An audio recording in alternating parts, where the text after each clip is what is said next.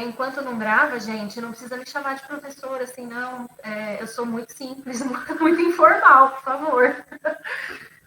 A gente está entre colegas, não precisa essa formalidade, mas pode gravar.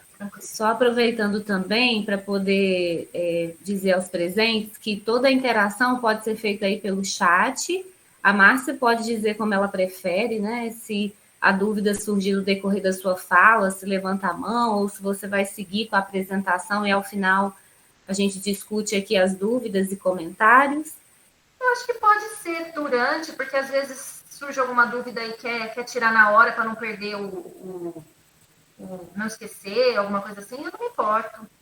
Tá, Como vocês quiserem. e também fique à vontade para registrar aí no chat e ao final podemos fazer uma discussão, né, a respeito das dúvidas e Claro, comentários. claro. Tudo certo aqui da minha parte, Cíntia? Pode iniciar? Pode, já iniciou. Então pode seguir, Márcia. Pode seguir? Já começou a gravar? Sim. Tá.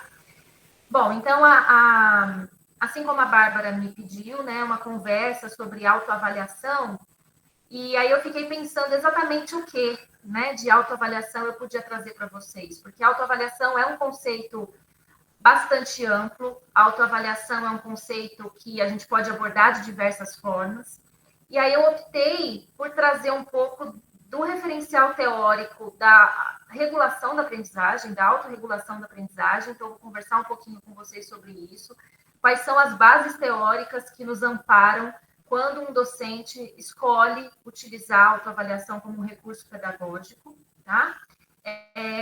E alguns exemplos eu trouxe também para a gente discutir como que a gente organiza um instrumento de autoavaliação para nos ajudar quando a gente vai avaliar um estudante, tá? Eu trouxe aqui rapidinho o meu currículo, a Bárbara já me apresentou, essa sou eu mesma. Eu comecei a trabalhar com pedagogia universitária em 2008 e a gente na USP tem um programa de aperfeiçoamento de ensino que é como se fosse o programa de iniciação à docência das federais, que é um programa que cuida da formação pedagógica dos pós-graduandos. E esse programa da USP, ele é pioneiro porque ele articula tanto uma preparação pedagógica mesmo, o aluno da pós-graduação ele assiste aulas sobre assuntos relacionados à pedagogia, quanto um estágio, o estágio em docência. E esse programa PAI aqui na farmácia é eu que cuido. Eu também faço assessoramento aos professores, então aqueles professores que eventualmente queiram fazer algum tipo de atividade diferente ou que queiram discutir alguma metodologia. Eu trabalho unicamente para o curso de farmácia aqui, então eu dou conta também da parte do currículo, do curso, da matriz curricular e tudo mais, mas principalmente o meu foco tem sido estudante, tá? Então, o meu trabalho é desenvolver junto com os professores estratégias para promover a aprendizagem daquele estudante, principalmente um público que a gente está recebendo aqui de forma cada vez maior, eu não sei se é aí também, que são os estudantes com necessidades educativas especiais. Isso daqui daria, na verdade, esse tema daria até um outro dia de conversa, né, sobre como que a gente atinge os estudantes com as diversas demandas que eles chegam. Então, eu faço toda a mediação a partir do momento que o estudante chega, por exemplo, um estudante autista, ou um estudante com alguma neurodiversidade, um estudante com TDAH, como que a gente articula as medidas pedagógicas de apoio que esse estudante tem direito com as diversas demandas que o professor possui, né? Não é fácil a gente querer fazer por esse estudante que tem algum tipo de necessidade educativa especial, sendo que a gente tem um número também de estudantes com outras condições sociais, enfim. Então, eu tenho feito esse trabalho aqui de promover essa mediação com os professores e os estudantes com necessidades educativas especiais. Bom, então vamos começar essa conversa, né, sobre avaliação. Quero começar com essa frase, não sei se vocês já conhecem essa frase, que vai dar um pouco o tom aqui do que a gente vai conversar hoje à tarde. Numa tradução simples, essa frase significa o seguinte: quando eu tenho uma sopa, certo? É uma sopa, mas poderia ser qualquer tipo de prato de comida. Então, Quando os convidados provam a sopa, é somativo. Agora, quando o cozinheiro prova a sopa, é formativo. O que vocês entendem dessa frase? Essa frase faz algum sentido para vocês? Que interpretações a gente pode ter a partir dessa frase? Lembrando que a gente está falando de avaliação. Ou seja, quando os convidados, quando o meu público prova a sopa que eu fiz, vamos supor que eu sou o cozinheiro, né? É uma avaliação somativa. Por quê? Porque os convidados vão dar uma nota para minha sopa. Eles vão dizer, nossa, essa sopa tá muito boa, é nota 10, é nota 8, é nota 5, essa sopa tá ruim, essa sopa tá boa, enfim.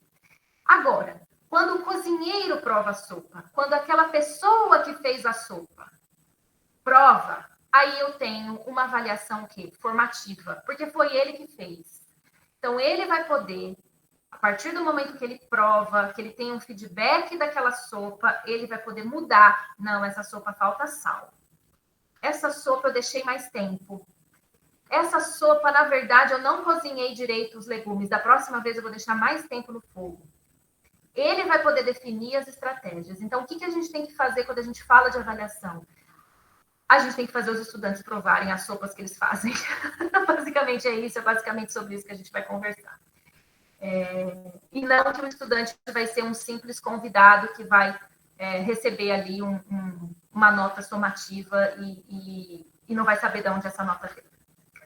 Bom, essa classificação, gente, da avaliação, dos tipos de avaliação, ela é bem conhecida, tá? Na literatura, vocês já devem ter ouvido falar que a gente tem 3 tipos de avaliação, a depender do quando, a depender do momento em que essa avaliação vai ser feita. Então, a gente tem uma avaliação que ela é diagnóstica, que ela ocorre antes da aprendizagem, cujo objetivo é obter informações, né, do que o estudante sabe, e a gente costuma fazer isso para definição de conhecimentos prévios.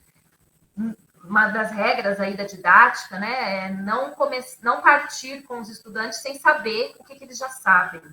Então, essa é a avaliação diagnóstica, que pode ser feita na forma de um brainstorm, pode ser feita na forma de um quiz, pode ser feita de diversas formas. A avaliação formativa é essa, né, que eu tenho que oportunizar o estudante de provar sempre da sua sopa, né, o tempo todo perguntar para o estudante e fazer essa devolutiva com ele sobre como que está correndo essa aprendizagem. Ela vai ocorrer, então, durante. E o objetivo é obter informações do processo de aprendizagem enquanto ele ocorre. Não adianta nada, eu falo muito para os professores aqui. Na USP são 15 semanas de aula, né? Eu não sei aí no curso de vocês quantas semanas de aula, mas aqui são 15 semanas. Não adianta nada eu dar 14 semanas de aula corrida e na 15ª semana eu dou uma avaliação em que momento que vai ocorrer esse feedback, em que momento que vai ocorrer essa devolutiva. Então, não posso dizer que essa avaliação é formativa, porque ela passou o tempo, o estudante não tem mais como correr atrás e mudar a rota e fazer um processo aí, e até entrando na questão da autoavaliação, não dá mais tempo. Né? E a avaliação somativa, ela é aquela que ocorre depois da aprendizagem, cujo objetivo é obter informações sobre a aprendizagem realizada, ou seja, o que o estudante consegue fazer, o que ele não consegue fazer, o que ele sabe. Então, nós vamos partir dessa tipologia, dos tipos de avaliação, que é bem conhecido na literatura. E hoje nós vamos focar mais nessa diferenciação mesmo, porque quando eu falar para vocês de autoavaliação, eu vou estar falando de uma avaliação formativa. Então, a avaliação somativa é aquela avaliação da aprendizagem, que quer dizer o que você aprendeu, o que você sabe, o que você não alcançou, né? O quanto esse aluno sabe. É aquela avaliação que vai olhar para o passado com o objetivo de certificar. Este aluno consegue ir para frente, este não. Este aluno precisa ser retido, este não. Este aluno tirou 9, este tirou 8. Este aluno é melhor do que este. Então, ela tem esse objetivo de certificar, de quantificar, de classificar. A abordagem que eu venho conversar com vocês hoje é uma abordagem diferenciada. A partir do momento que eu escolho uma autoavaliação, eu estou partindo de um referencial, de uma avaliação formativa, que é uma avaliação para a aprendizagem. Como está indo? Percebe que as perguntas são outras, né? Não é somente quanto você sabe, é como está indo o seu processo. O que você está fazendo para atingir essa aprendizagem? Lembrando que não existe avaliação formativa sem feedback, né? Eu tenho que dar esse feedback para o estudante de alguma forma. E as perguntas sempre são: qual é o próximo passo para esse aluno? Tá, esse aluno está nesse momento, ele tem essa avaliação somativa aqui, ele tirou, sei lá, ele tirou 7. O que ele precisa fazer para trabalhar mais? Quais são as estratégias que ele precisa lançar a mão para conseguir atingir aí o aprendizado esperado? A avaliação formativa, então, ela olha para o futuro e o objetivo dela é um objetivo mais amplo, não somente uma classificação de notas, mas sim a aprendizagem de todos. A avaliação formativa, ela tem como princípio, então, encorajar a aprendizagem dentro daquela abordagem que a avaliação, ela é um componente do meu planejamento didático. Se eu planejo a minha disciplina com objetivos, métodos, recursos, tudo que eu vou precisar, eu não posso esquecer da avaliação. Toda vez que eu vou programar uma disciplina, eu já penso na hora, né? O que eu vou fazer, então, para ver se os meus alunos atingiram esse objetivo? Quais são as avaliações que eu vou dar? Quais são os instrumentos? Que métodos eu vou ter? Qual critério? Vão ser 2 provas? Vai ser uma prova e um trabalho? Vai ser uma lista de exercícios? O que eu vou fazer para verificar se aquele estudante aprendeu? Quando eu tenho avaliação formativa como princípio, eu tenho que pensar em formas de fazer com que essa avaliação seja também um momento de aprendizagem, né? Essa avaliação formativa é aquela que desenvolve autonomia, que faz com que o estudante busque estratégias dentro de si para poder atingir os objetivos, responsabilizando ele também pela sua própria aprendizagem. Então, assim, percebe que é todo um contexto de mudança de paradigma. A gente escuta muitos alunos falarem assim: ah, ele me deu 5 na prova. Ah, ele me deu 8. Ué, mas como assim? Né? A prova tinha um valor de notas, enfim, e aí, por aquele valor, por aqueles critérios, a sua nota final é 8. Mas isso quer dizer muito mais do que isso, né? A gente tem que começar a olhar para a avaliação não somente como um instrumento que vai me dar ali uma nota. A avaliação formativa é aquela que dá indicações aos professores. Então, assim, eu posso ter uma avaliação, por exemplo, uma prova. Às vezes as pessoas confundem muito. Ah, então uma prova escrita sempre vai ser somativa? Não necessariamente. Se eu tenho uma boa prova escrita que os estudantes fazem, é uma prova articulada com o conteúdo que foi dado, é uma prova inteligente, uma prova que faz com que o estudante, na hora de fazer, ele aprende. Essa é uma prova que indica para o professor se o caminho está correto, se o caminho que está sendo seguido é esse mesmo, tá? Então, é uma postura também do professor de ver a avaliação dos alunos como um feedback para si mesmo. A avaliação formativa é aquela que dá para o estudante, né, um feedback eficaz. E aí a gente tem vários instrumentos para uma avaliação formativa. E aí eu vou chegar no instrumento que é o instrumento da nossa palestra de hoje, da nossa conversa de hoje, que é a autoavaliação, né? Mas não só ela. Eu posso ter relatórios, podem ser instrumentos para uma avaliação formativa, à medida que vai dando para o aluno, devolvendo para o aluno, ó, você está chegando quase, você está fazendo assim, só que está faltando fazer assim, né? Checklists, por exemplo, com relação à postura dos alunos em sala, projetos, resolução de problemas, trabalhos em grupos, enfim, e a autoavaliação. E aí a gente entra na questão da autoavaliação. A autoavaliação, ela já é formativa por princípio, tá? E o referencial teórico que eu vou trazer para vocês aqui hoje, que é o referencial da autorregulação da aprendizagem, ela coloca a autoavaliação nesse lugar, no lugar de uma avaliação formativa, que ajuda o estudante a encontrar quais são as estratégias que ele precisa melhorar para atingir o objetivo de aprendizagem. Bom, e aí eu tenho, então, a autoavaliação como uma boa ferramenta, e, além disso, como uma ferramenta importante para diversos tipos de aluno. Na sala de aula, a gente tem aquele aluno que sabe que não sabe, ele sabe, ele tem aquela noção, cara, eu não fui em nenhuma aula, não sei nem o que está acontecendo. Os que sabem, né, aquele aluno mais esperto, assim, não, eu sei, eu estou sabendo, eu estou por dentro.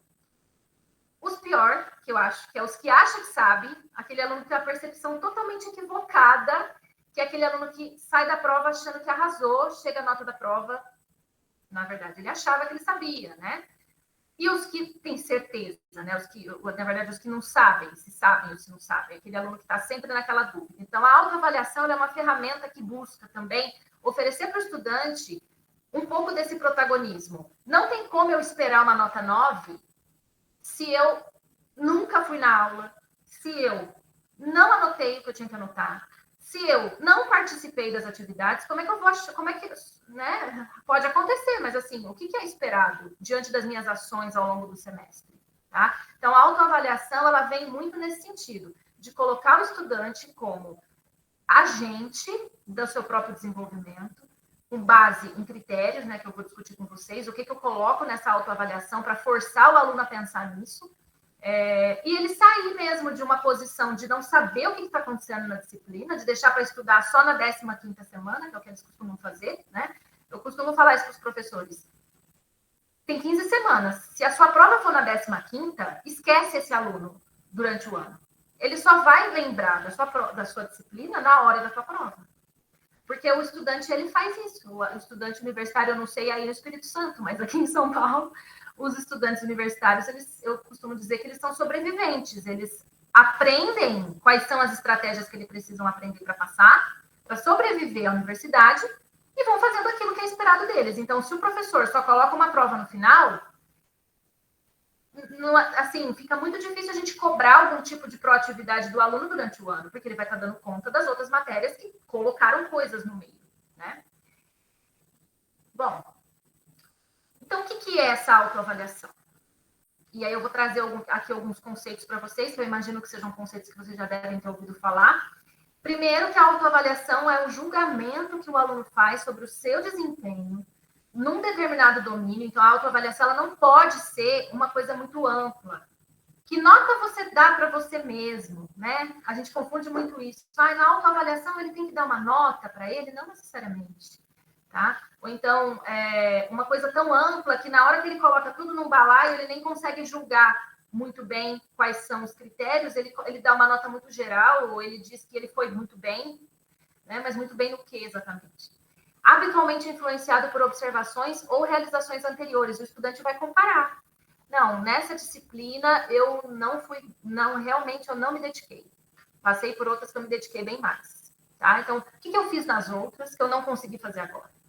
O que eu mudei de atitude nas outras disciplinas que nessa não consegui fazer? Tá? E aí, esse conceito, para eu trabalhar com essa autoavaliação, eu tenho que ter muito claro, o professor, é importante ele ter claro o conceito de autoeficácia. O que é esse conceito? É um conceito que perpassa aí a nossa vida. É a percepção que a gente tem sobre a nossa capacidade de realizar uma tarefa em um determinado nível.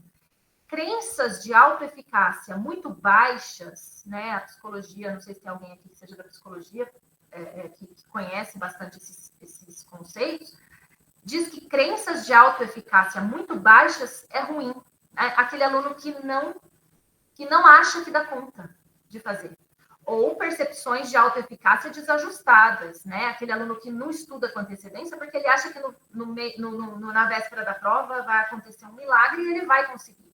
Né? Ele sempre deu conta, né? Então ele vai dar conta dessa também. E aí, o conceito de autoeficácia, o conceito de autorregulação são os conceitos que nos ajudam na hora de eu escolher o instrumento de autoavaliação. Então, o que é essa autorregulação? E é bastante importante que os professores universitários tenham esse conceito em mente, porque ele ajuda a gente a pensar, a justificar a escolha de instrumento de avaliação. Então, essa autorregulação é quando o estudante ele toma consciência do seu percurso e se responsabiliza pelo seu empenho em avançar. Ele vai colocar lá pensamentos, sentimentos, ações que são planejadas para incrementar a sua motivação e a sua aprendizagem. Então, a autorregulação, ela aparece como um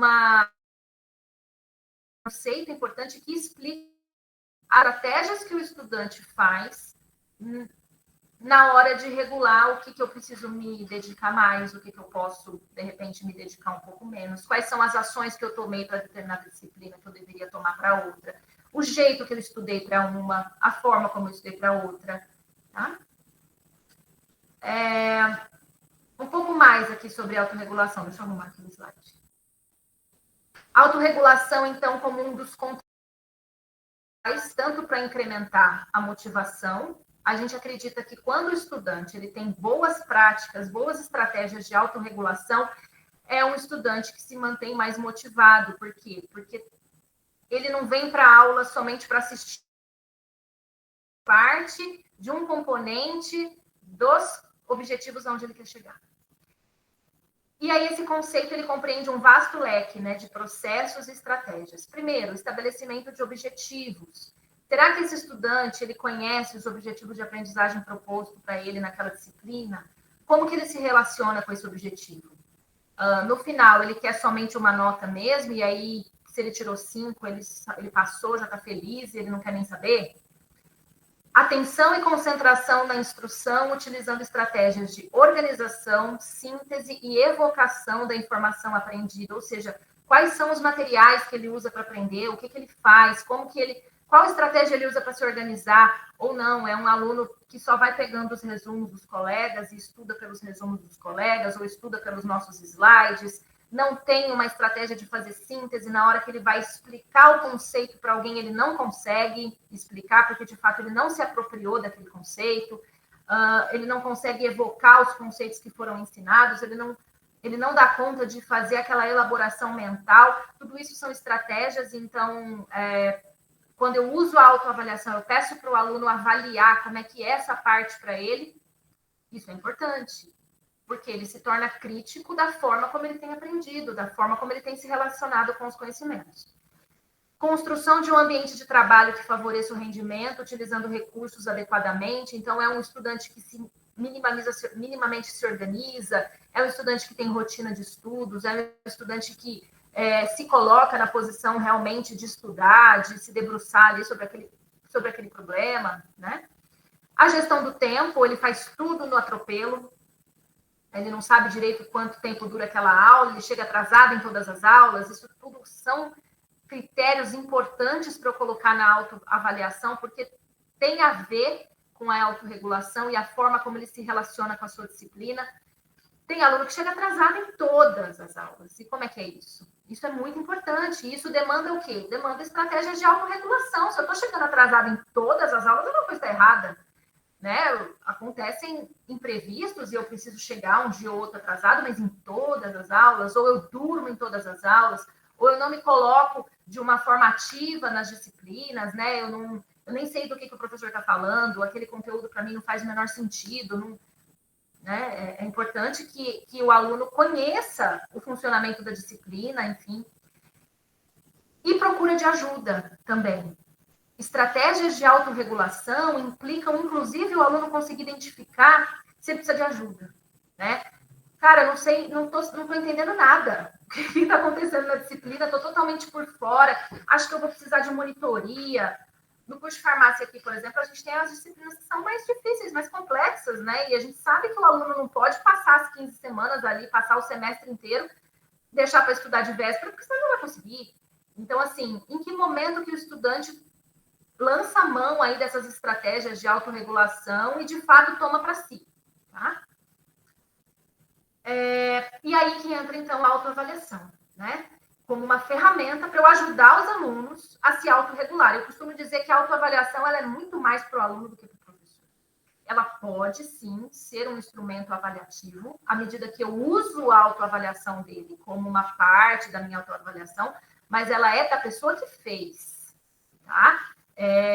Até porque eu não posso ir contra a crença que ele mesmo colocou ali, né? E a gente vai discutir um pouco mais sobre isso mais para frente. O trabalho dos alunos ele deve estar investido de crenças ajustadas sobre as suas competências e os fatores que a influenciou. Então, gente, aluno que perdeu os pais, sei lá, perdeu alguém da família durante o semestre, vai influenciar, com certeza, no seu desempenho. E é importante que ele tenha essa noção, não somente uma coisa simples, aconteceu um negócio na minha vida, fui mal. Tá, mas às vezes eu vou precisar lançar a mão, então, toda vez que acontecer alguma coisa, porque eu também não posso viver ao sabor das ondas. Se tá tudo lindo, maravilhoso, eu vou bem. Se acontece alguma coisa, já é o desastre, não, eu tenho que ter estratégias aí para poder levantar e fazer as minhas coisas e dar conta dos meus, né, dos meus compromissos, enfim. Antecipando os resultados das suas ações e sentindo satisfação na alocação da sua energia e esforço na aprendizagem. Eu não sei aí em vocês, depois até queria que vocês me contassem, mas a gente está tendo aí professores têm sentido muito isso, né? Os alunos pouco demonstrando satisfação no aprendizado, sabe? Eu acho que isso é uma coisa que a gente precisa discutir. A autorregulação dos processos envolve não só, então, aspectos qualitativos. Muitos professores, às vezes, não usam a autoavaliação porque acham que ela é muito qualitativa, muito subjetiva, tá? Não é só, ela é, sim, ela é uma avaliação mais qualitativa, mais subjetiva, porque diz respeito ao sujeito, né? Aos motivos, às estratégias que ele usa para aprender, mas também aspectos quantitativos. Então, isso que eu falei. Tá, você veio nas aulas? Ah, eu vim, mas a sua frequência não diz que você veio. Você chegava atrasado sempre? Não, eu chegava sempre no horário. Será que você chegava? Então, assim, tentar trazer também esses aspectos quantitativos. Quantas horas você se dedicava para essa disciplina? Né? Quanto tempo você realmente aprendeu? E assim, gente, não somente nesse aspecto de usar a autoavaliação como uma ferramenta que pode ajudar o aluno a aprender, mas também disciplinas, e eu acho que na área da saúde tem muito isso, disciplinas que precisam de um estudante com posturas, né, com posturas atitudinais. Então, por exemplo, esqueceu o jaleco. Você lembrou de trazer o jaleco? O avental, o material, né, a vestimenta para a aula corretamente? Não, eu sempre esquecia. Ok, qual estratégia você vai tomar para si para ter mais responsabilidade nesse aspecto? Ou então, um conteúdo mais procedimental, um conteúdo de aula prática, por exemplo, de laboratório, que aqui tem bastante. Eu me esforço para fazer corretamente os experimentos, eu me esforço para que o meu grupo, por exemplo, tenha um bom rendimento nas aulas práticas, ou não, eu só venho na aula, né? As estratégias de autorregulação são as ações e os processos dirigidos para adquirir conhecimentos que envolvem atividade e propósito. E aí reside na escolha e no controle das ações. Qual escolhas o estudante vai fazer para que ele atinja aquele objetivo de aprendizagem? Né? A autorregulação, ela ajuda muito o estudante nesse sentido. E aí a autoavaliação, ela prevê avaliar não somente o produto final. O produto final vai ser a nota, vai ser o conceito, vai ser ali no histórico escolar, se ele aprovou, se ele não aprovou. E isso os professores têm diversos instrumentos e formas de fazer isso. Mas a autoavaliação, ela tem outro lugar. Ela tem um lugar no processo, tá? Semestre a semestre, o tanto que aquele estudante está melhorando. Processo de realização, analisando detalhadamente cada um dos passos que conduziram ao resultado. Eu costumo dizer que uma das coisas mais, assim, na educação, principalmente, é que eu estou há muito tempo longe da educação básica, mas na educação superior a gente vê muito isso. O aluno tem direito de saber da onde que veio aquela nota que ele tirou, né? E aí a gente tem um monte de estratégias, vista de prova, corrige a prova, né, junto com o aluno, mostra os critérios, isso tudo é muito importante. Mas, além disso, é ele reconhecer que, de fato, aquela nota, aquele conceito, enfim, aquela avaliação exprime mesmo, de fato, o tanto que ele sabe. Né?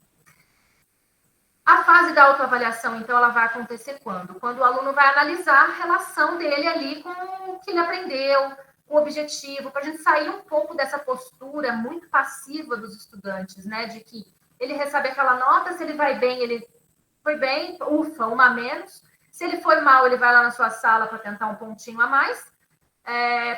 E tentar fazer com que a avaliação seja muito mais do que isso. E eu acho não.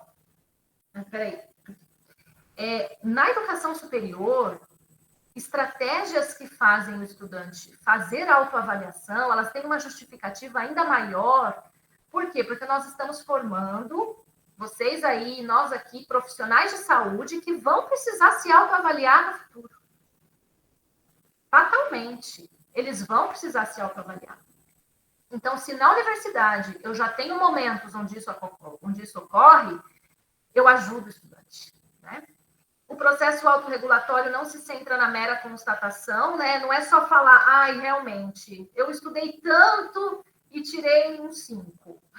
Não é só isso, né? Não é só ver que houve aí uma discrepância entre o tanto que ele se envolveu com a matéria e a nota, mas sim no redesenho de estratégias. Então, eu realmente, esse semestre eu não consegui, mas o que eu vou fazer no próximo semestre para eu conseguir, né?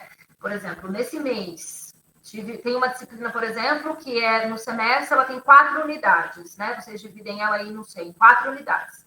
E aí, em cada unidade tem uma avaliação. É importante fazer esse processo de autoavaliação ao final de cada unidade para que ele consiga falar, não, realmente, para essa unidade eu não me dediquei, fiz a prova na véspera, não ajudei meu grupo, fiquei na rabeira do grupo, mas para o próximo eu vou. Qual estratégia eu vou lançar mão?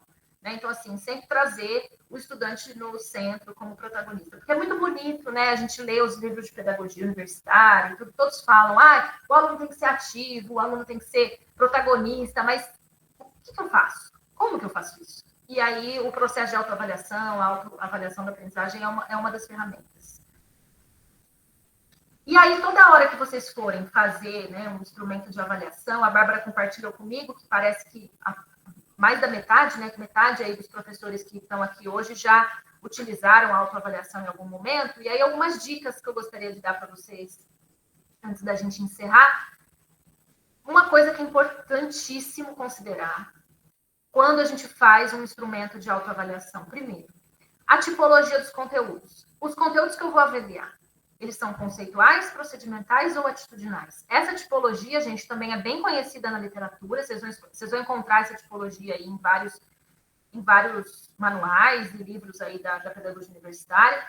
Se eu tenho conteúdos conceituais que são importantes, a minha autoavaliação ela tem que versar em cima da aprendizagem desses conteúdos. Então, assim, eu fiz resumo, eu fiz minhas próprias sínteses, eu consigo explicar para os outros o conceito ABC, tá?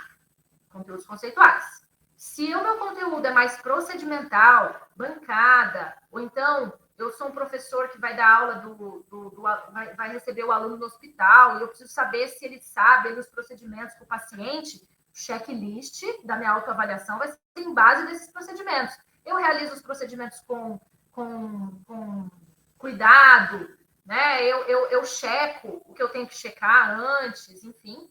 E os atitudinais a mesma coisa. Então, assim, eu sou um estudante que chega no horário, eu sou um estudante que tenho ética na hora de fazer as minhas análises, né? Enfim, cada um de vocês conhece os conteúdos com os quais vocês trabalham e os conteúdos que precisam ser avaliados. Critérios, periodicidade, né? Em que momentos vão acontecer essa autoavaliação? Não pode ser também um negócio assim, eu acho muito legal a autoavaliação, eu vou dar para os alunos, mas eu não faço nada com isso, né? Eu dou para os alunos só para eles treinarem e tudo mais, mas eu não pego de volta. Vai ser obrigatório entregar? Não vai? Em que momento eles vão entregar?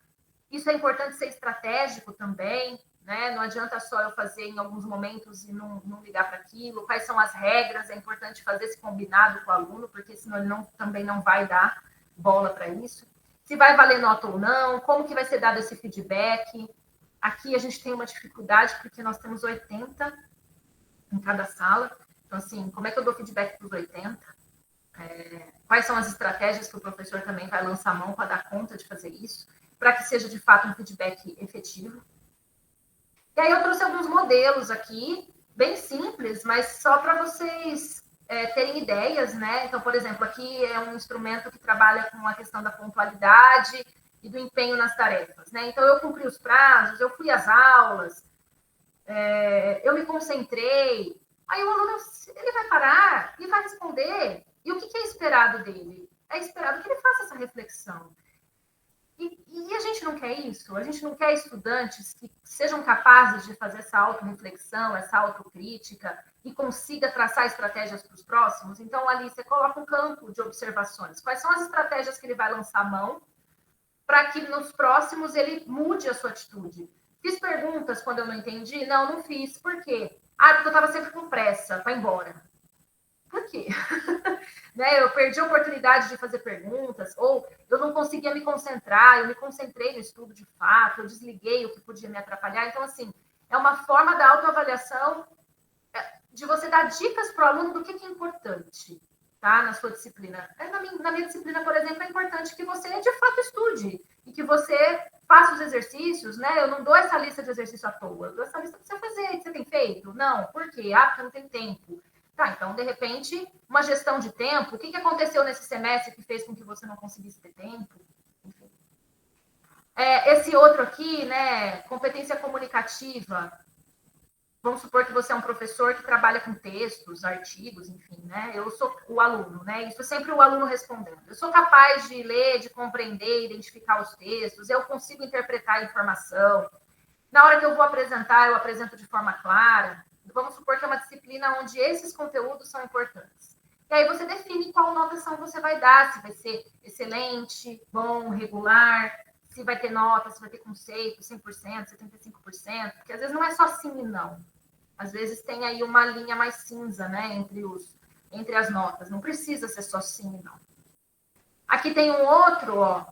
Por exemplo, identifiquei o tema, organizei os assuntos que eu ia estudar, elaborei estudos, resumos, mapas, utilizei material, mantive meu local de trabalho organizado, participei das atividades, tanana. Aí depois ele tem que dizer, pensando em tudo isso que eu fiz ou que eu não fiz, como que eu avalio o meu trabalho? Ah, meu trabalho foi excelente, meu trabalho foi satisfatório, enfim. E na próxima unidade curricular, o que eu devo fazer aí para melhorar?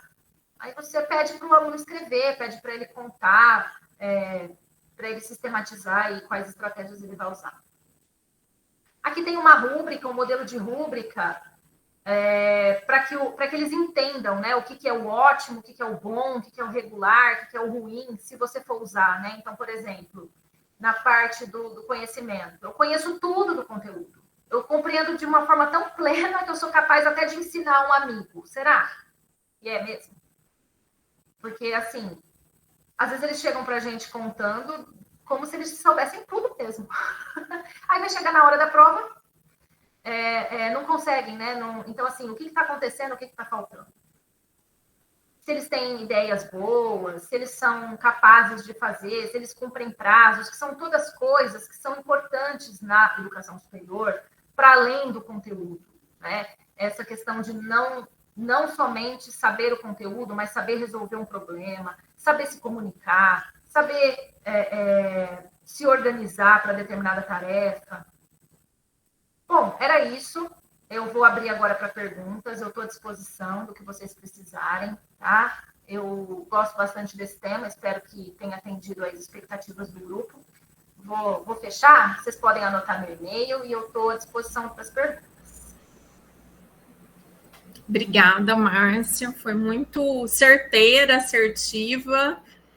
Eu acho que trouxe todos os pontos super importantes, né, para a gente.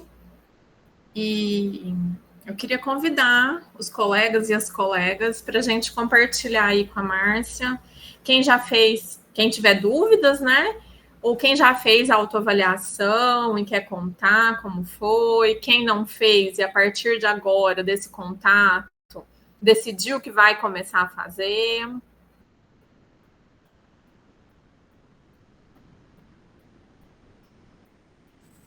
Eu acho que tem uma pergunta no chat, não tem? Ah, tem. Posso ler? Ah, você quer que eu leia ou você lê? Eu posso ler da Daniela, né? Uhum. Eu acho que seria interessante trabalhar a autoavaliação dos estudantes que estão repetindo. Ou seja, o estudante reprovou. Eu acho que mais ainda.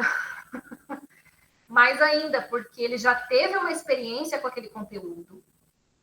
E ele pode dizer, de fato, o que aconteceu da outra vez e que não aconteceu. Pode falar, Daniela, pode complementar. Márcia, primeiramente, obrigada pela sua palestra, foi muito boa.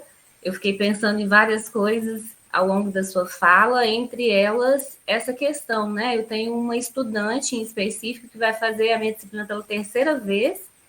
Na primeira vez, ela reprovou por nota, e eu cheguei a conversar com ela para entender, né, se ela estava passando por alguma situação específica, enfim. E ela disse que não, e foi para a prova final e não conseguiu alcançar a nota para ser aprovada. E a segunda vez ela reprovou por frequência. Então, eu terei ela no próximo semestre novamente. Durante a sua fala, eu me vi assim, me sensibilizei, né, em relação a conhecer como que foi esse processo para ela dentro da disciplina, até para poder auxiliar, enfim, se tiver que fazer algum ajuste ali, entender a dinâmica dela em relação aos horários, né? Lógico que os nossos horários eles são fixos ali, mas só para tentar ver se há algo que é da disciplina que dificulta a adesão dela ou até mesmo o aprendizado dela, né? Então, ao longo aqui da sua fala, eu pensei que essa estudante em específico é uma estudante que seria interessante aplicar esse método, por isso que eu perguntei qual seria a sua opinião, né? Se já não fica muito claro que o processo dela foi ruim nos 2 semestres anteriores, mas acredito que sim, mas eu posso obter mais detalhes sobre isso, né? E saber se eu posso ajudá-la de alguma forma, ou até fazer ela nessa atividade a refletir, trazer essa reflexão para ela do que pode ser melhorado nessa nova etapa. Eu acho que o principal objetivo é isso, né? Nem é trazer responsabilidade para a gente. Eu tenho muito essa característica de, às vezes, pensar, a minha aula que precisa ser modificada, a dinâmica aqui, mas, na verdade, foi essa aluna em específico que eu estou trazendo que teve esse maior índice de repetência. A minha disciplina não tem índice de reprovação alto, mas o caso dela, eu acho que é um caso que exige aí, demanda essa autoavaliação dela do processo e eu auxiliando para que a gente tenha um resultado melhor nesse semestre. Porque é desanimador, né, gente? Você recebeu o estudante pela 3ª vez na disciplina. Enfim, a gente fica até assim, meio receoso e temeroso como vai ser esse próximo semestre. Obrigada, Daniela. A Trix e a Lisandra, acho que a Lisandra levantou a mão primeiro, né? Ei, boa tarde a todos. Professora Márcia, muito obrigada pela palestra. Realmente, acho que ajuda muito a gente aqui. Gostaria de tirar uma dúvida aqui com você. Como é que você faz na sua disciplina, falando da autoavaliação, tudo é nota, né? Todos os alunos. Então, por exemplo, você faz uma autoavaliação e você contabiliza a nota que o aluno se dá na disciplina. Como que funciona aí na sua prática para ajudar, inspirar a gente aqui, por favor? Porque conta, por exemplo, o aluno fala assim, eu sou 10. E aí você dá 10 para ele, como é que funciona aí na sua prática, por favor? Obrigada, viu? Nada. Obrigada, Lisandra, pela pergunta.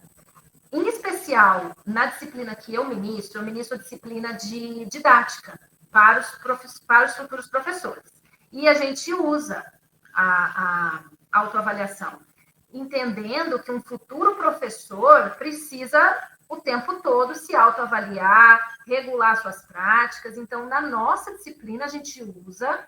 Não tem nota 10, 9, 8, porque na pós-graduação aqui é conceito, é A, B, C, mas a gente pede, sim, para ele colocar o conceito que ele acha que tem em cada um dos critérios. Então, por exemplo, pontualidade, eu fui B. Fazer os trabalhos, eu fui A.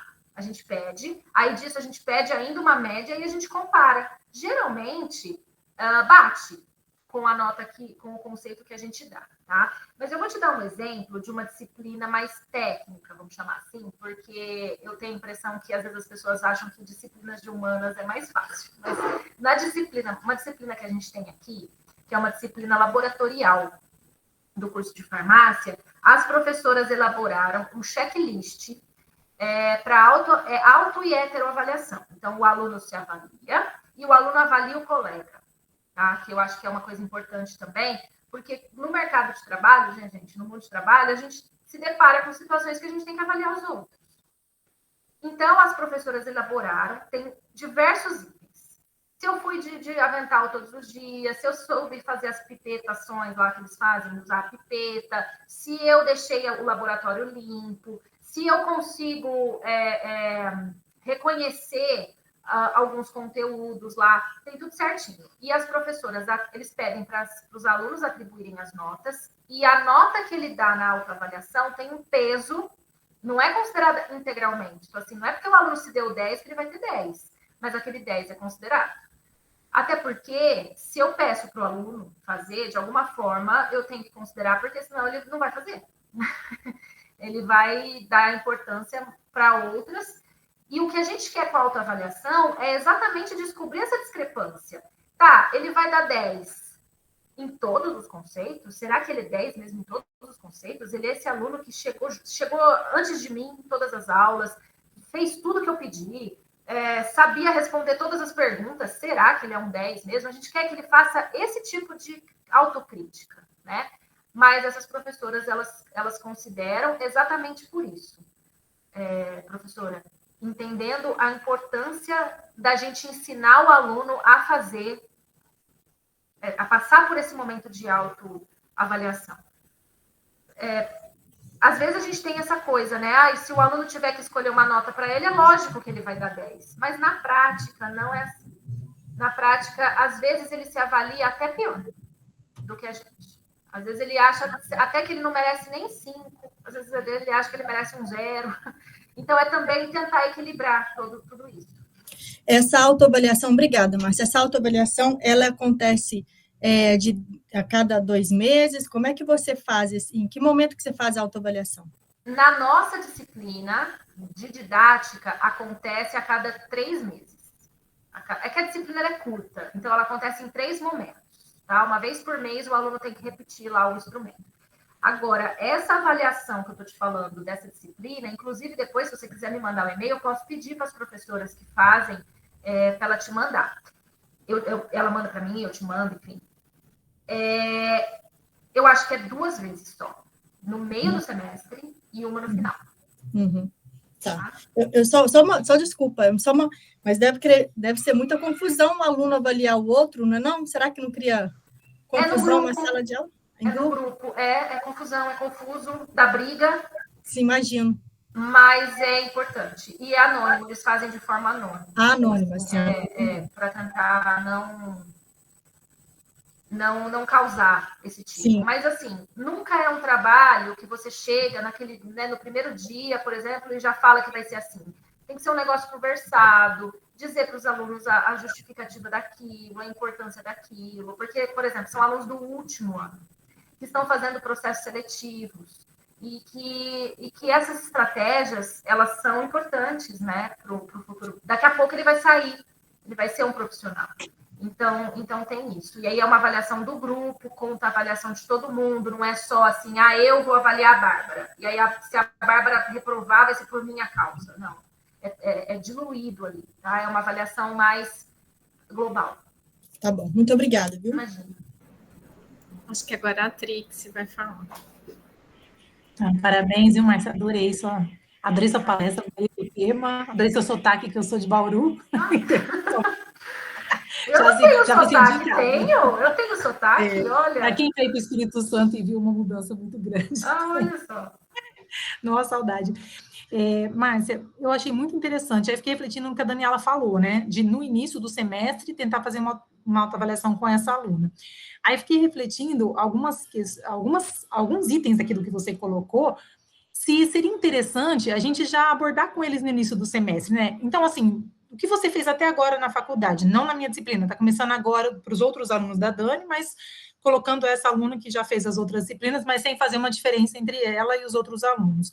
Então, do que você fez até agora, como você enxergou a sua gestão de tempo, por exemplo? Porque eu, assim, depois que eu aprendi gestão de tempo para minha vida mudou muito. Eu acho que isso vai fazer toda a diferença a partir do momento que eles entenderem a importância disso. Acho que até valeria, assim, uma palestra sobre isso para os alunos do curso, sabe? Acho que é muito, muito legal mesmo. Rotina, organização do ambiente de estudo, perceber qual é a sua forma melhor de estudar, achei muito interessante. Então, assim, no início do semestre, a gente pode, assim, dar algumas dicas para eles começarem a se observar, a se perceber, para depois, lá no fim, a gente fazer uma autoavaliação de como foi aquilo na nossa disciplina? Com certeza, é esse o caminho. Nossa, muito bom.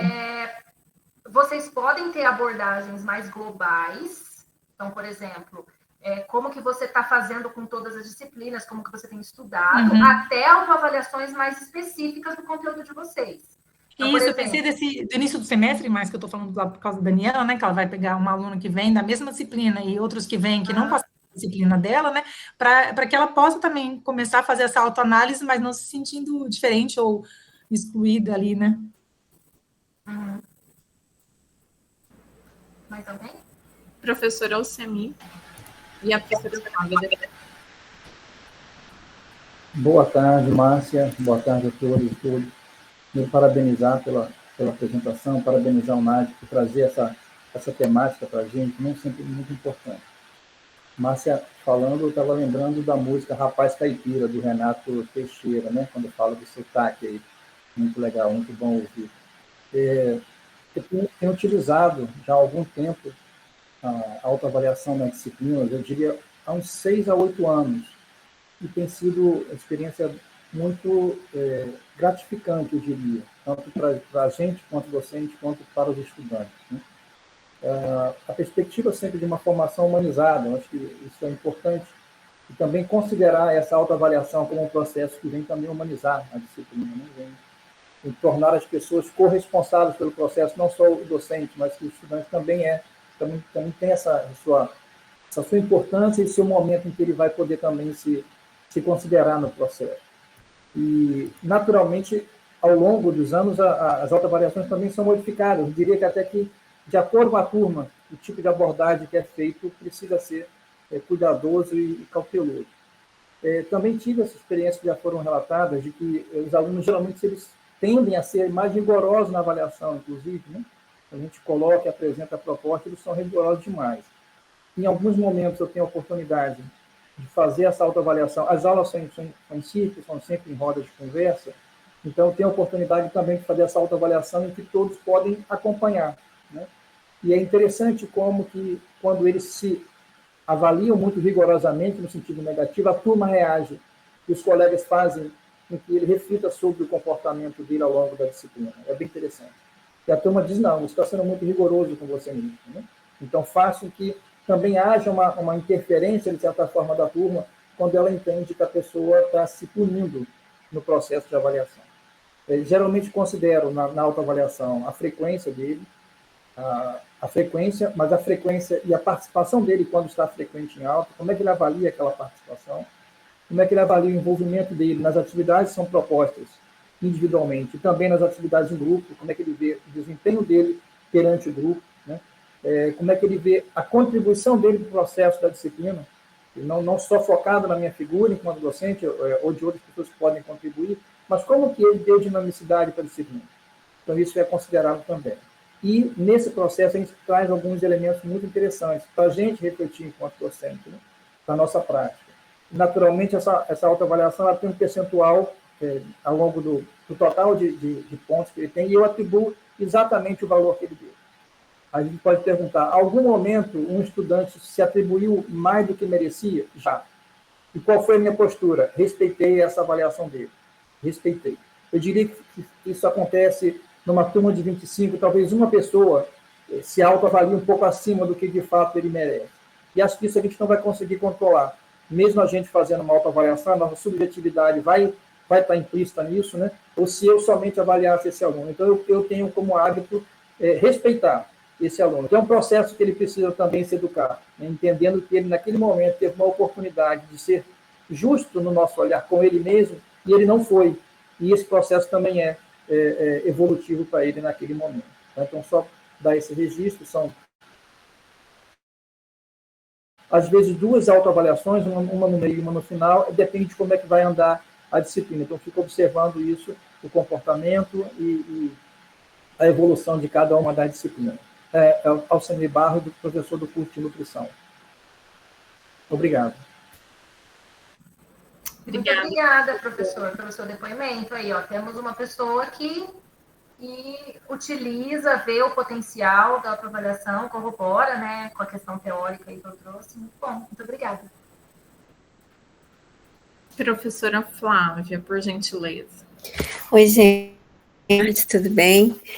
Obrigada aí por essa oportunidade, né? Infelizmente, eu entrei um pouquinho atrasada. Eu acho bem complexo, mas fiz questão de vir, porque exatamente eu quero superar essa, não vou dizer temor, mas uma insegurança em praticar autoavaliação. E isso já tem acontecido há uns 5, 6 anos.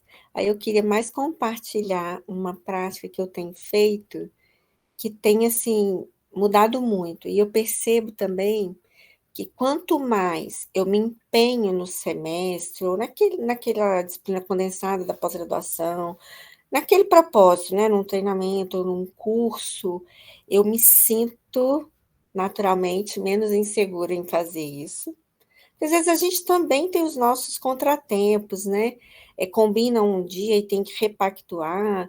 Enfim, então, à medida que eu me sinto, que eu, assim, fiz aquele compromisso da minha melhor forma, eu me sinto naturalmente mais segura.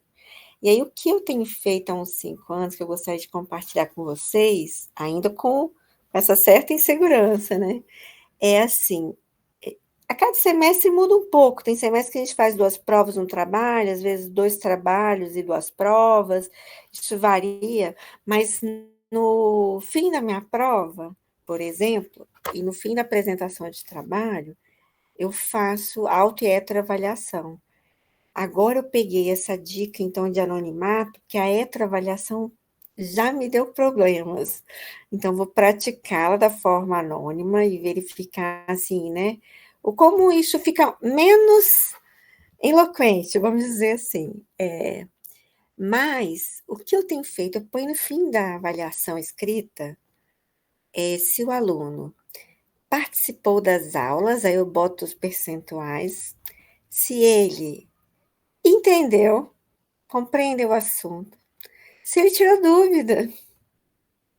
E como é que ele consegue ver as questões da disciplina nas situações, assim, do cotidiano ou do curso. 4 perguntinhas. E eu tenho sido muito feliz, porque realmente eu observo que com 2 avaliações, ou quando eu vejo o fim no trabalho final, né, lá, é muito correlacionado o aluno com mau desempenho e o que ele marca. Minhas presenças, metade das aulas, sabe assim? Tirou dúvida? Não tirou dúvida. Então, é muito correlacionado. Então, é algo que eu não tenho, assim, sempre estou fazendo. Porque tem sido muito bom, porque quando depois ele vem, lá no final, aí a gente olha, senta, bate um papo, sabe assim? Então, é muito positivo, a gente consegue colher um fruto, eu vejo. Mas ainda me sinto no território, às vezes, da insegurança e quero praticar com mais, sabe, me apropriar mais desse método e entender melhor. Eu também queria perguntar um pouco sobre essa questão de feedback oral. Vocês praticam isso? É só nesses casos que complicam, né? Aí eu queria saber, assim, e sei que isso varia de natureza de disciplina para... Cada disciplina dá para fazer mais ou menos um tipo de abordagem. Mas vocês têm praticado essa questão de sentar com o aluno e dar um feedback sobre o andamento dele? Alguém faz isso? Aí eu queria saber se faz, que escala que usa, como que... Vocês querem responder para ela? Eu fiz uma autoavaliação nesse mês. Primeiro, boa tarde, Flávia, desculpa. Boa tarde. Eu fiz uma autoavaliação nesse mês agora, e aconteceu, né, o que o professor Alcemir relatou, de um aluno que se deu nota ruim, nota boa, sendo que ele não era um aluno para merecer uma nota tão boa quanto ele se deu. Estava incoerente. E teve um outro aluno que, ao contrário, era um aluno muito bom e que se deu uma nota ruim. O feedback que eu dei foi em relação ao que se deu a nota ruim. Baixa. Eu perguntei para ele o que levou ele a colocar e fiz ele refletir sobre aquele processo. Por que ele se deu a nota baixa naquele item, o que faltou.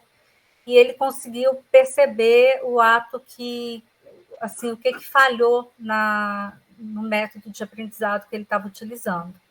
E aí eu citei esse outro aluno, né, em relação a ter colocado a nota melhor, para fazer uma pergunta, aproveitar para fazer uma pergunta, que é em relação, porque pós-avaliação, pós a autoavaliação, é mais difícil da gente intervir, porque quando é antes eu posso prever alguns parâmetros, alguns itens que eu vou querer que aquele aluno pontue. Mas depois que eu fiz, como que eu daria um feedback para uma situação dessa? Não daria? O que eu posso fazer para levar esse aluno a perceber, Reflexão, né? se não foi de má fé, né, ele perceber que ele não está tão bem?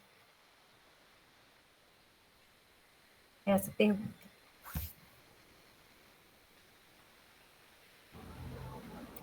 Eu acho que a internet está oscilando lá. Parece que ela caiu, né? Uhum. Vamos aguardar ela retornar. Tô vendo. Ela falou que travou aqui no...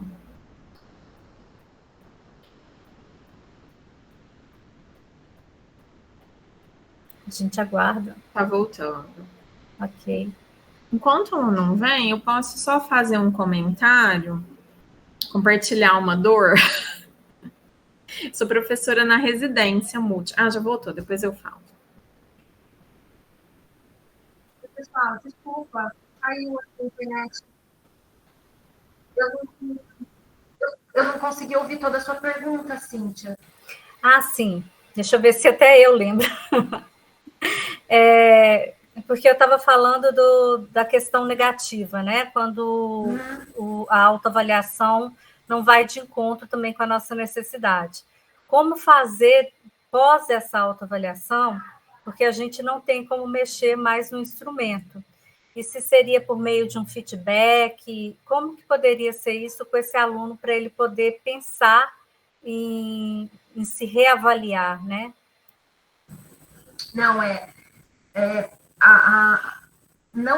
não há essa necessidade da autoavaliação mexer, por exemplo, como você falou, no instrumento já feito. Então, por exemplo, você deu uma avaliação mais somativa, tá? Não sei se eu entendi. O aluno tirou ali uma nota, na autoavaliação há uma discrepância, ou mesmo que não haja, ele não consegue ainda estabelecer estratégias para melhorar essa nota que ele teve. Aquela nota é aquela nota, tá? Isso não vai voltar para trás, é para frente. Então, na verdade, é um feedback, mas pensando no futuro. Então, olha, a sua nota foi essa, a autoavaliação era um instrumento para, inclusive, te ajudar a ver como que você conseguiria. Agora, é pensando daqui para frente, quais são as estratégias que você lançou mão até agora e o que você vai fazer para mudar. Então, não se sinta pressionada, nada, aquilo é aquilo, e agora o aluno vai ter que lidar com isso daqui para frente. Ok, obrigada.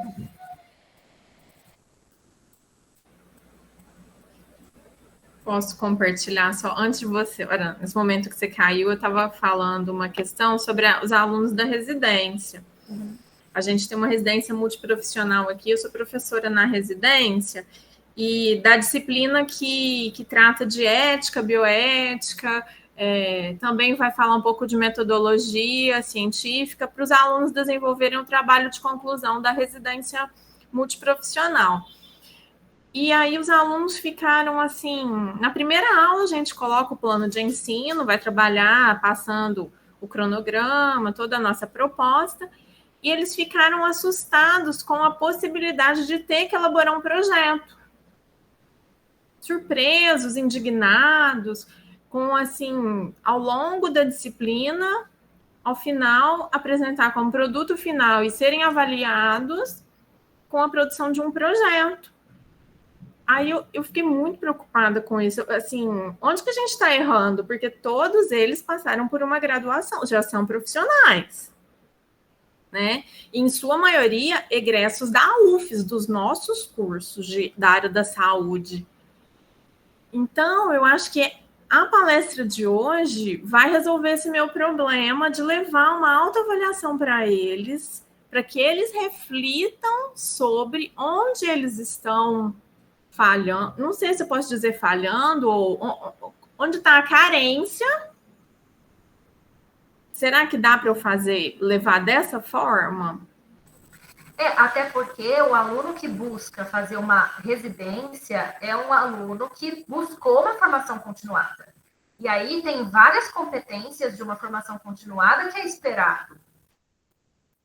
inclusive submissão de projetos, organização, né, de referencial teórico, articulação do que está estudando com a prática, não é só ir lá, né, e querer o diploma da residência, não, tem um monte de quesitos ali que eu preciso desenvolver com esse aluno, ainda mais, né, na formação continuada, isso é ainda mais gritante. Então, sim, eu acho que a autoavaliação, nesses contextos, ela tem uma justificativa ainda maior. Né?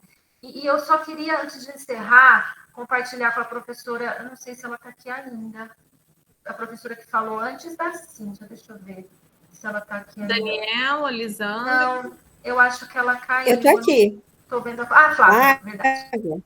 Vi a sua foto. Que você falou muito de insegurança, né? E a gente tem, às vezes, a ideia de que um instrumento de avaliação mais seco, cru, por exemplo, uma prova, né?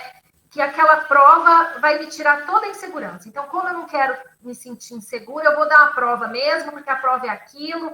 Mas eu acho que é uma reflexão também que o professor tem que fazer. Será que a prova seca, a prova daquele conteúdo A mais B, sabe? 2 mais 2 é 4 e é 4. Quem escreveu 5 está errado.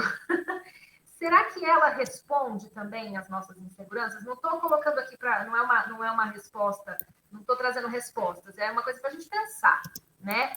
E que a insegurança parte. A insegurança faz parte da tarefa docente. Porque trabalhar com o ser humano, e trabalhar com o ser humano é isso. Né? Não responde. Isso mesmo.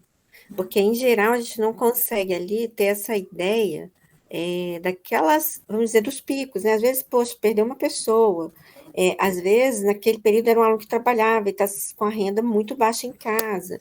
Então, realmente, quando a gente faz a avaliação, que também é necessária, né, que é mais técnica, ela não pega isso. E realmente dá muita insegurança mesmo, se a gente está fazendo injustiça, se a gente fez a leitura melhor possível daquele aluno naquele momento. Realmente é isso. Mais alguma coisa? Muito obrigada, viu, gente? Eu gostei da conversa. Oi, Trix. Professora Trix. A última vez, tá, Márcia? É que eu me lembrei, a Flávia perguntando se a gente faz algum feedback, eu me lembrei no estágio, que é bem interessante no estágio, porque o aluno, às vezes, a gente tem uma supervisão conjunta, aí o aluno vai contar o caso dele. Então, tem alunos que ele conta, você fala, nossa, meu Deus, o paciente está ótimo, tal, e tem outro que conta, você fala, nossa, o paciente está capengando. Quando você entra, por isso que eu acho muito importante entrar nos atendimentos, né? Quando você entra, às vezes é o contrário, aquele que parecia que estava, assim, arrasando, o paciente estava ótimo, tá tudo ruim, você fala, meu Deus, a gente não pode ir pelo que eles falam mesmo, pela avaliação que eles fazem do próprio atendimento, a gente tem que ver com os próprios olhos, né? E aquele que às vezes achou que o paciente não estava muito bom, você vê, tá quase tendo alta.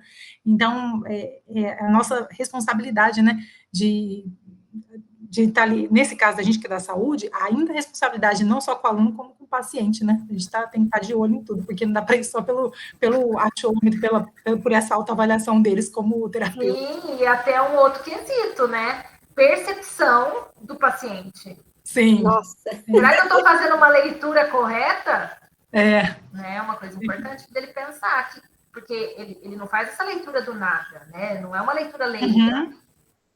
Que elementos ele está usando para conseguir fazer essa leitura? E se há aí uma discrepância, né, se não está correta, é uma coisa para ele pensar?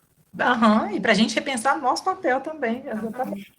Então, assim, me vem na cabeça, como a Alcemir e outros professores falaram, a gente tem que praticar isso desde o primeiro semestre, né? Com essa visão aí de que a Trix se colocou, então... uma palestra, até pode ser online, alguma coisa do Muqueca, sobre gestão do tempo, como estudar essa coisa de autoconhecer, porque aí você começa aplicando a autoavaliação junto com outras formas, e esse menino, quando está no estágio, a gente começa a ter uma pessoa mais madura, né? E aí não chega na residência desse jeito. Gente, é triste. Gente, não foi uma crítica. Quem sou eu para criticar? Foi o compartilhamento de uma dor aqui enquanto professora, que eu cheguei toda animada. Lá, quem me conhece pessoalmente aí sabe, né? Pessoalmente, toda animada. E aí eu achei que eles iam adorar, né? A gente construiu uma disciplina juntos, o projeto juntos. degrauzinho por degrauzinho. Todo mundo ficou horrorizado. Mas, Bárbara, assim, para te animar, eu acho que isso também vai de cada turma, porque semestre passado eu tive uma experiência péssima quando eu fui propor metodologia ativa. Foi assim, nossa, foi uma bomba desde o primeiro dia que eu tentei falar alguma coisa. Esse semestre eu tive uma grata surpresa, porque eu fui falar de projeto, eles aceitaram, só que eu não dei conta, porque ia depender de outras coisas, mas eles aceitaram, tanto é quando deu errado, eles ficaram arrasados. Todas as metodologias que eu apliquei com essa turma, eles, assim, apaixonaram. Semana passada, minha aula terminou às 4, eles saíram da sala às 5. E isso é, assim, eu acho que vem muito da turma. Então, não desanima, não. Eu acho que tem essa questão de perfil mesmo. Obrigada, gente. Acho que a gente pode só ler a comentário da professora Dani aqui. Eu uso a autoavaliação na atividade de seminário, pois percebia que a nota única atribuída para o grupo todo não representava todos. Então, uso a autoavaliação como parte da nota de seminário.